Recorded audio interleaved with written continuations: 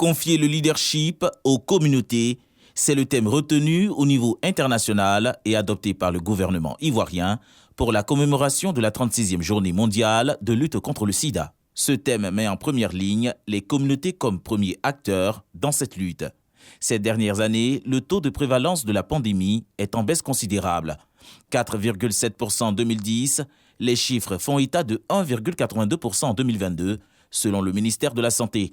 Des progrès salués par le ministre Pierre Demba. Ces résultats encourageants ne doivent cependant pas nous faire perdre de vue les efforts qui nous restent encore à accomplir pour atteindre nos objectifs de 3 x 95 en 2022. 82% des personnes vivant avec le VIH/SIDA ont été dépistées. 87% d'entre eux ont bénéficié du traitement antirétroviral et 87% ont obtenu une suppression de la charge virale. Ces résultats devraient être améliorés si nous ambitionnons d'arriver à l'élimination du sida dans notre pays à l'horizon 2030. Ces performances traduisent l'engagement du gouvernement dans la lutte contre la pandémie. Malgré les efforts pour réduire le taux de prévalence, le ministre de la Santé, de l'Hygiène publique et de la couverture maladie universelle plaide pour l'élimination du sida. En cette journée commémorative, je saisis l'opportunité pour lancer un appel aux communautés à l'effet de briser les barrières de la stigmatisation et la discrimination à l'endroit des personnes vivant avec le VIH/SIDA et en vue de faciliter les atteintes des objectifs de 3 x 95. La lutte contre le sida dans notre pays doit continuer, s'amplifier jusqu'à l'atteinte de nos objectifs avec les communautés en première ligne. Au regard de l'amélioration des prises en charge, le sida demeure encore un problème de santé publique. Le ministre Pierre Demba sollicite l'engagement des partenaires techniques et financiers, ainsi que des professionnels de la santé. Des ordinateurs, des imprimantes et des drapeaux de la Côte d'Ivoire d'une valeur de 9 millions de francs CFA, dont de la mutuelle des personnels du ministère de l'Éducation nationale et de l'enseignement technique MUPE-MET-CI, à 15 inspections de l'enseignement préscolaire et primaire des directions régionales de l'éducation nationale et de l'alphabétisation du Boaké 1 et 2.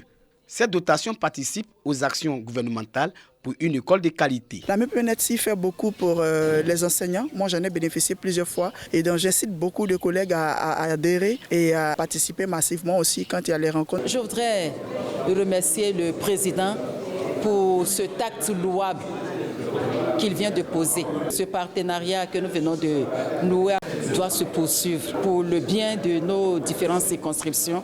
Michael Boku, président du conseil d'administration de la MUPE-MET-CI, exhorte les enseignants à adhérer à la mutuelle. Au-delà de tout ce qui est santé, nous avons estimé que si la mutuelle a un peu de moyens pour pouvoir soutenir les IEP et les DRENA dans leur fonctionnement, pour que nos mutualistes soient mieux traités, mais on n'hésite pas à le faire. Mais nous avons estimé que c'était nécessaire de faire en sorte qu'on puisse équiper ces 15 IEP en matière informatique.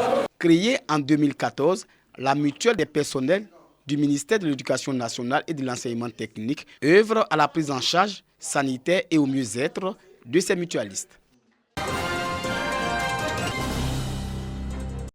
Promouvoir le métier de maquilleur, professionnaliser le secteur sont entre autres les objectifs de cette rencontre. En ligne de mire, une journée spéciale dédiée au maquillage, marquée par des panels, des masterclass et une cérémonie de récompense des meilleurs maquilleurs de Côte d'Ivoire.